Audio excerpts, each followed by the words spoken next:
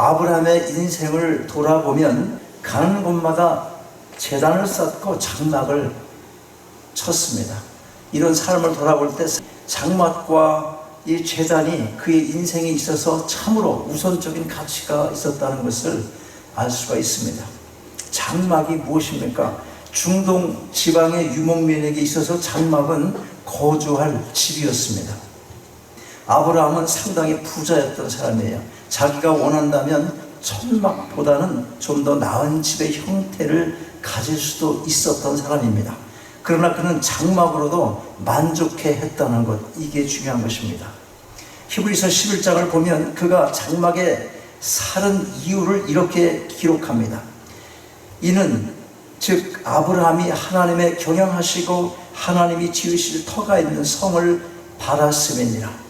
즉 자신을 위해서 하나님께서 영원한 처소 천국을 준비하셨다는 것을 확신했기 때문에 그가 장막에 거하는 것으로도 만족할 수가 있었던 것입니다.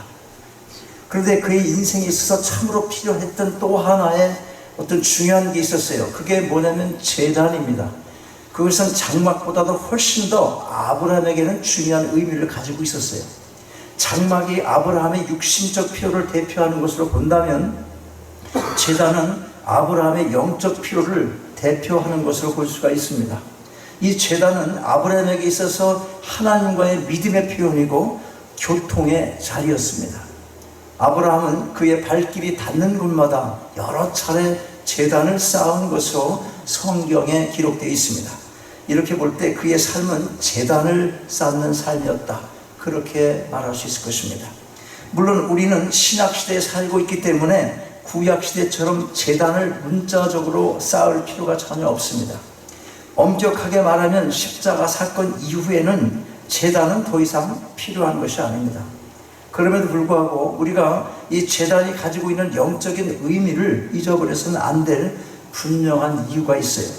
그것은 신약 성경에서 예배의 의미로 제사라는 말이 나오는데 이 말을 구약의 제단이라는 말과 관련해서 이해를 해야 하기 때문에 그런 것입니다.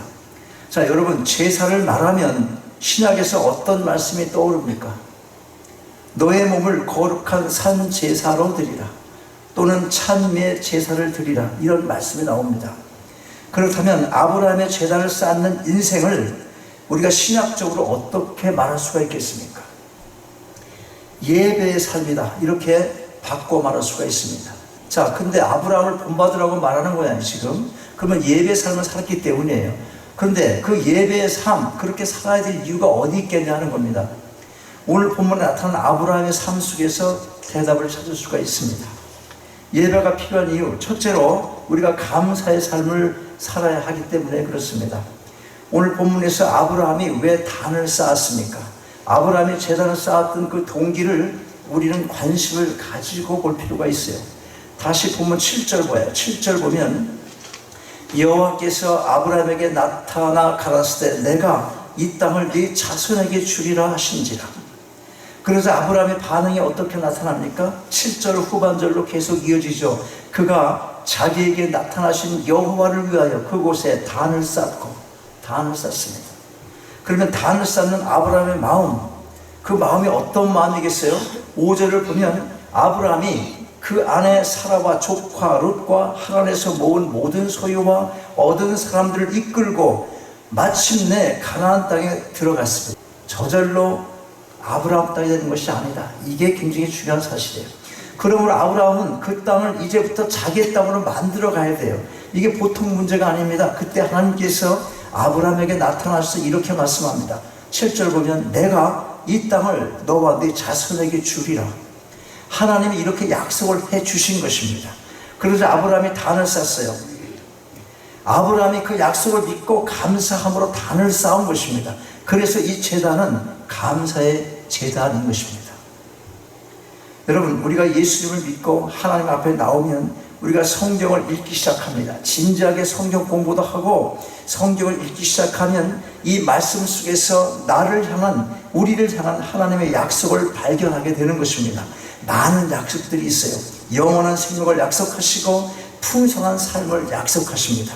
이 땅에서의 약속은 물론 우리의 삶이 다할 때 저 천국에, 영원한 천국에 대한 기업의 약속까지 있습니다. 우리가 이 약속을 참으로 믿기만 한다면 우리가 어떻게 감사드리지 않을 수 있겠습니까?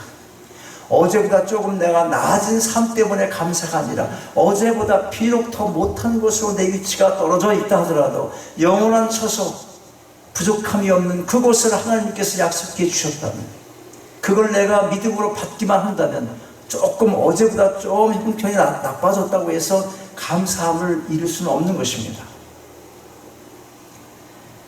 자, 그러면 감사를 어떻게 표현합니까? 감사를 표현하는 게 뭐예요? 그것이 바로 예배입니다. 예배. 주님을 향해 감사드리는 거예요. 사랑을 고백하는 것입니다. 하나님께 대한 사랑. 아브라함이 그때 그 감사의 마음으로 제단을 쌓고 주님 앞에 나아갔던 것처럼 오늘 우리도 이처럼 예배를 통해서 하나님 앞에 이 감사의 마음을 드리는 것입니다. 그 다음 8절 보면 거기서 베델 동편 산으로 옮겨 장막을 쳤어요. 살아야 할 집 장막을 치게 됐습니다. 가나안 땅에서 처음으로 장막을 쳤을 때 그 심정이 어떻겠습니까? 뭐 대단한 집 아니지만, 단단한 집도 아니고 그냥 텐트에 불과한 곳이지만 드디어 마침내 가나안 땅에 와서 장막을 갖게 되었을 때 여러분 당연히 감사드릴 수밖에 없지 않겠습니까? 여러분 어떠십니까? 살아야 할 집을 주시니 감사합니까? 그런 마음이 있으세요?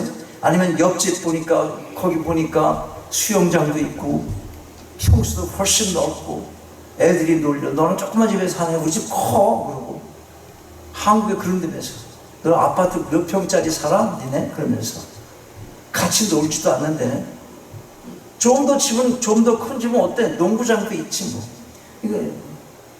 그거 보고 나서 금방 이사 가고 잠깐 감사하다가 형편없이 집 구하기 어려워가지고 힘들다가 집을 구해서 조금 감사한 마음이 들다가 낮에 나가서 집 돌아보니까 좋은 집이 너무 많고 내가 얻은 집은 아주 형편없는 거야.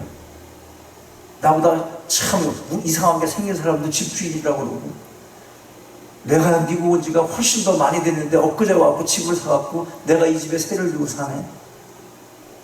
이런 생각할 수 있잖아. 자존감도 무너지고 인생의 실패자 같은 생각도 들고, 값싸가지고 어쨌든 이사 온 거 감사하던 마음도 사라지는 거야. 옆에 주의 때문에 그런 거 보고 나서 불만스럽기도 할 수 있어요. 그런 마음이 가끔 들 수도 있습니다. 들지 않으면 또 이상한 거예요. 이 인간의 부족함 때문에 들게 돼 있어요. 가끔 그런 마음 생길 수 있어요. 그런데 여러분, 우리가 감사를 잃어버리게 되는 가장 중요한 이유가 뭐겠습니까? 여러 이유가 있을 수 있지만 우리가 삶의 단순성을 놓치기 때문에 그런 것입니다. 인생에 대한 단순성, 삶에 대한 단순성, 이게 참 중요합니다. 아브라함이 그랬습니다. 그의 삶의 단순성이 하나님께 대한 감사를 잃지 않게 한 것입니다. 인생이 너무 복잡해지고 그래서 여러 환경으로 인해서 다양한 욕구가 내게 생겨서 쌓이게 되면 우리의 마음속에서 이 감사를 느낄 수 있는 여유가 없습니다. 나는 왜 이래야 되는데, 이런 생각밖에 들지 않아요. 여러분이 단순성이 필요합니다. 여러분 삶을 단순하게 만들 필요가 있다는 거예요. 마음속에 감사함이 일어나지 않는데 내가 어떻게 이 땅의 삶, 감사의 삶을 살 수 있겠냐는 거예요. 그 예배도 마찬가지라니까. 하나님께 감사한 삶을 살아가는 가장 중요한 삶이 뭐냐면 예배의 삶이라고. 이 공적인 주의에 나오는 예배, 이건 더 중요한 거예요. 그러나 여러분 보세요. 진실로 단순해지기만 한다면 초가 같은 집이 문제가 되지 않는다 하는 것입니다. 비바람 막아줄 집, 그게 내게 있고 거기서 내가 주님을 섬길 수 있고 인생을 보람되게 살 수만 있으면 된 것입니다. 기독교인, 진실한 기독교인, 중생한 사람들은 그거면 된 거예요. 내가 지금 병원에 있지 않고 죽지 않고 살아있잖아. 움직이잖아. 그리고 예배할 수 있고 들어가 비바람 막을 칠 있고. 여러분, 환경의 지배를 받으면 이루 말할 수도 없어요. 평생 환경의 지배를 받는 마음을 갖고 있으면 여러분 인생 태어난 자체가 슬픔인 거예요. 지금보다 조금 나아져서 잠깐 즐거움이 있고 행복한데 옆에 사람 잘 사는 것도 보면 또 문제야. 나는 돈을 벌어서 지금 토요타를 샀는데 옆에 사람은 토요타보다 더 좋은 게 뭐야 또. 난 잘 모르겠네. 예? BMW예요? 뭐야 하여튼 자꾸 그거 보면 내 행복감이 줄어드는 거라고 지금. 아, 나 이 사람하고 결혼해서 이 사람 만나서 나 행복해. 그런데 옆에 보니까 완전히 무슨 영화배우 같은 사람 남편을 데리고 나와. 자기보다 훨씬 못난 여자 같은데 또 김새써 완전히. 이거 뭐야, 나는 결혼을 뭐 내가 이렇게 해야 되는 거야? 그럼 언제 행복하고 살 수 있냐는 거야. 언제 상대적인 이런 행복감을 갖고 있다면 그 인생은 불행할 수밖에 없다는 거야.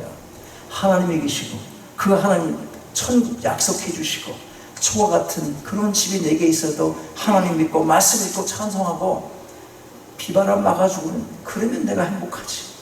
그런 단순한 삶이 필요하다 하는 것입니다. 여러분, 무엇을 많이 가졌다는 그 자체가 우리 마음속에 감사의 마음을 주는 것 절대 아닙니다. 우리 삶이 단순해지고 하나님과의 바른 관계를 맺게 되면 어디서든지 감사의 이유를 찾을 수 있게 되는 것입니다. 그리고 그런 감사를 아는 사람들이 드리는 예배, 그 예배에 감격이 있는 것입니다. 하나님을 위한 찬양과 감사가 드려지는 인생, 우리 모두가 예배의 마음이 충만하여 어디를 가든지 감격의 제단을 쌓으시며 하나님께서 기뻐하시는 예배의 삶을 날마다 살아가시길 바랍니다. 예배를 드리는 이유 두 번째는 승리의 삶을 살아야 하기 때문에 그렇습니다. 본문 6절 봐요. 아브라함이 그 땅을 통과하여 세겜 땅 모래 상수리 나무에 이르니 그때에 가나안 사람이 그 땅에 거하였더라. 가나안 땅에 들어간 이후 성경은 아브라함이 지금부터 직면해야 할 새로운 삶의 모습을 묘사하면서 이렇게 기록하고 있어요. 6절 마지막 부분 보면 가나안 사람이 그 땅에 거하였다. 이 표현이 왜 등장했겠습니까? 아브라함이 약속된 가나안 땅에 왔지만 그 땅이 저절로 아브라함 땅이 되는 게 아니었어요. 거기에는 이미 그 땅에 살고 있는 가나안 사람들이 있었습니다. 그러면 왜 이 사실을 기록하고 있습니까? 가나안 사람들이 거기 있었다. 이제부터 그 땅을 자기 땅으로 소유하기 위해서는 이 가나안 사람들과의 싸움이 불가피한 상태다. 그것을 알려주기 위한 것입니다. 이미 이 땅을 선점하고 살고 있는 저 사람들과 직면해서 어떻게 여기서 우리의 땅을 일구고 하나님의 기업을 일구어 나갈 것인가, 고민과 두려움이 아브라함에게 있었을 것입니다. 그랬을 때 하나님이 나타나셨어요.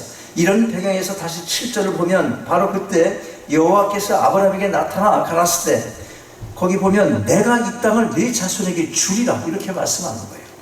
이 땅은 내 땅이 될 것이니 염려하지 말고 두려워하지도 말라, 그런 말씀입니다.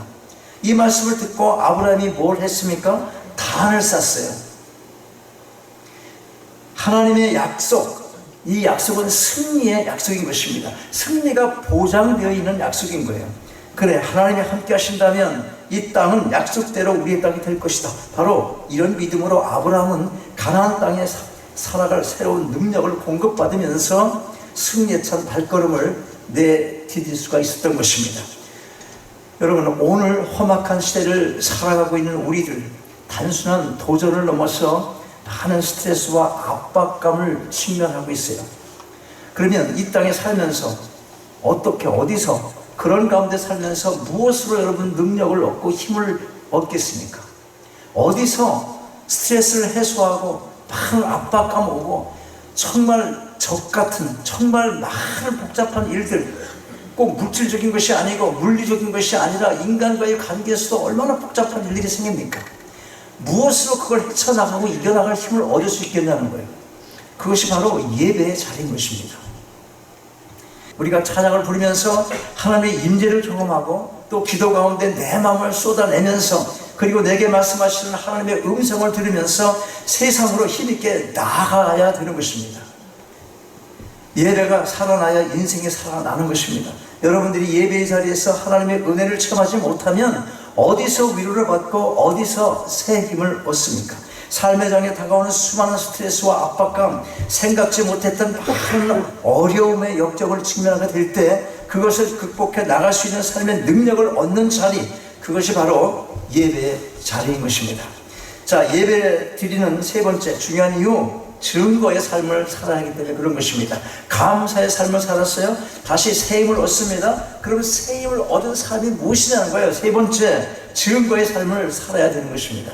아브라함에게 있어서 제단이라는 것이 어떤 의미를 갖습니까? 제단에 설 때마다 나에게 말씀하시는 하나님의 살아계신 그 임재를 확인할 수 있는 것입니다. 하나님이 실제로 살아계시지 않다면 예배가 무슨 의미가 있겠습니까? 왜 어떤 사람의 예배에는 감동이 없어요? 왜 어떤 사람의 찬양 속에는 가슴에 뛰는 고백이 없습니까? 또 기도하는 마음 속에도 아무 설레임이 없어요. 찬양하는 가운데 하나님이 임재하시겠다고 하는 말씀이 있는데, 우리에게 주신 약속의 말씀, 언약의 말씀인데 찬양을 하긴 하는데 입술만 왔다 갔다 그러는 것 같아요.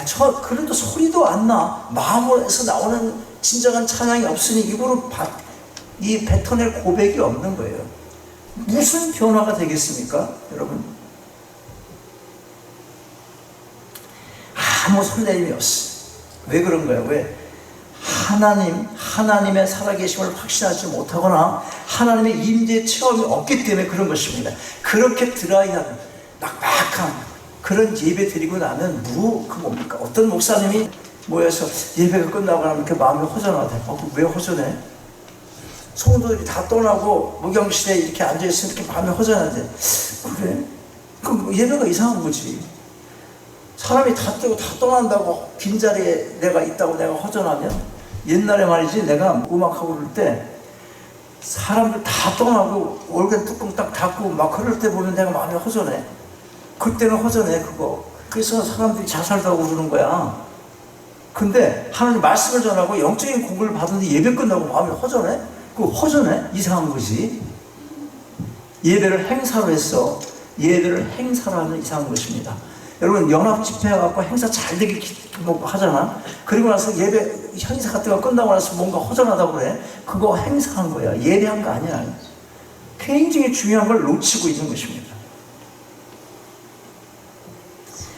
여러분, 아브라함에게 있어서 제단을 쌓는다는 것은 그 하나님이 살아계신 것, 그 하나님을 만난 것을 증거하는 일종의 증거의 단위였어요. 그래서 아브라함은 가는 곳마다 제단을 쌓습니다. 그래서 아브라함이 지나간 곳에는 항상 제단이 남아 있습니다. 그것을 본 다른 사람들의 반응이 어땠습니까? 여기서 누군가가 여호와의 이름을 불렀구나, 예배를 드렸구나. 그래서 그들도 새롭게 하나님의 이름을 기억하게 되는 것입니다. 바로 이 제단이 세워진다는 것은 하나님 나라의 영토의 넓어짐을 의미하고 있었던 것입니다. 아브라함은 어느 한 장소에 제단을 세운 것만으로 만족한 것이 아니에요. 본문에서도 2번씩이나 제단을 쌓았어요. 이 시대에 적용하면 자기 집에도 제단을 쌓는 거예요. 집을 지어놓고 또 이사를 하고서 하나님, 제가 여기에서도 여호와의 이름을 부르겠습니다. 이런 신앙이 필요한 것입니다. 많은 경우 교회에서 예배 드려요. 그러나 집에 가서 예배 못하는 사람이 있어요. 집에 가면 예배하는 마음이 다 사라지는 거예요. 그러나 여러분의 집에서도 하나님의 이름을 부르고 하나님을 찬양할 수가 있어야 되는 것입니다. 찬양이 있는 가정, 기도가 있는 가정, 거기 하나님 나라가 임하게 되는 것입니다. 그래서 여러분들이 때가 돼서 그 집을 이사해서 다른 집으로 갈 때 기도가 쌓이고 예배에 쳐서 아브라함이 단을 쌓던 것 같은 그런 영적인 그런 장소가 되면, 믿지 않는 매일 술 먹고 들어와서 이상했던 싸우고 그랬던 가정이 이 집으로 이사 들어와가지고 기도가 쌓인 이 집에서 영적인 흐름을 잡을 수가 있지 않겠어요? 그게 굉장히 중요한 거죠. 여러분의 직장에도 마찬가지예요. 주님을 향한 열정과 비전을 가진 사람들이 특징이 있어요. 그 사람이 가는 곳마다 예배가 생긴다는 거예요. 성경 공부가 생기고, 이것이 하나님의 나라를 넓혀가는 사람의 신실한 모습인 것입니다. 이것이 바로 성도가 이 땅을 살아야 할 증거의 삶이 되는 것입니다. 우리가 이런 제단을 쌓는 삶을 위해서 마지막으로 강조하고 싶은 것 있어요. 이 제단 앞에 올려놓을 재물이 있어야 된다는 거예요. 구체적인 헌신을 말하는 것입니다. 제단을 쌓았어, 예배 드렸어. 가나안 땅에 들어와서 아직도 해야 할 일이 많은 과제 앞에서 그동안 역정의 삶을 살아왔던 아브라함에게 제단을 쌓는 일은 쉬운 일이 아니었어요. 시간을 들여야 되고 물질을 바쳐야 되고 많은 헌신을 요구하는 것이었어요. 그럼에도 불구하고 아브라함이 기쁘게 제단을 쌓았고 거기에 제물을 올려놓았던 것입니다. 그는 제단의 가치와 의미를 알았던 것입니다. 여러분, 헌신은 구체적이어야 됩니다. 여러분이 제단을 쌓는 삶을 살기 위해서는 시간을 좀 내야 되는 거예요. 시간을. 그리고 구체적으로 헌신을 드리고 하나님 앞에 드리기로 결단을 하고 우리의 몸이 하나님의 기뻐하시는 거룩한 산 제사가 되어야 돼요. 제사의 제물로 드려져야 한다는 것입니다. 그저 뭐 조금 하면 몸이 아픈데요, 뭐 조금 하면 몸이 귀찮은데 뭐 이런 게 아니라니까. 그 대신 내가 돈을 줄게요. 주머니에서 뭐 얼마나 안 썼는지 주머니에서 돈이 달았어. 그거 주면서 이걸로 하세요. 그런 삶을 살아서 안 된다는 거예요. 그건 허물로 예배 때 내놓는 것이고 몸을 너무 아끼면 안 된다는 거예요. 이 예배의 삶을 사는 것도.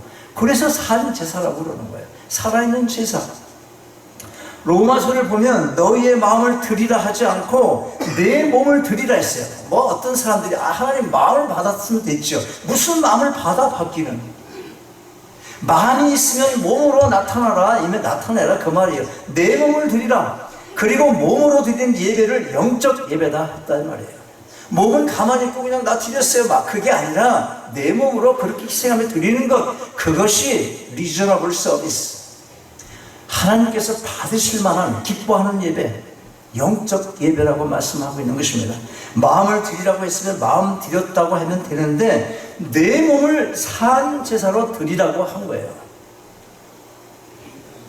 우리 몸의 헌신의 구체적인 상징은 우리의 시간과 물질인 것입니다. 우리 몸 헌신하는 것이 나타나는 게 뭐겠습니까? 시간 내서 내가 움직이는 거예요. 또 물질, 여러분이 가장 가치 있게 생각하는 게 물질 아닙니까? 그것이 이 육을 표현할 때 대표가 되는 것이 물질이에요. 이런 것들, 시간을 바치지 못하는 사람, 그리고 물질을 드리지 못하는 사람, 그 헌신은 거짓말입니다. 전혀 의미 없습니다. 구체적인 헌신, 정말로 내 삶을 드리고 시간을 드리고 물질을 드려 하나님과 이웃들을 섬기고 봉사할 수 있느냐, 이게 중요한 것입니다. 여러분, 인생을 다 살고 나면 우리가 얼마나 벌었느냐, 이것 하나도 중요하지 않습니다. 무엇을 위해서 썼느냐, 그것만이 중요한 것입니다. 아브라함의 삶을 본받으셔서 여러분의 발길이 머무는 삶의 자리마다 장막을 치고 제단을 쌓는 예배의 삶을 살아가게 되시기를 주님의 이름으로 축원합니다.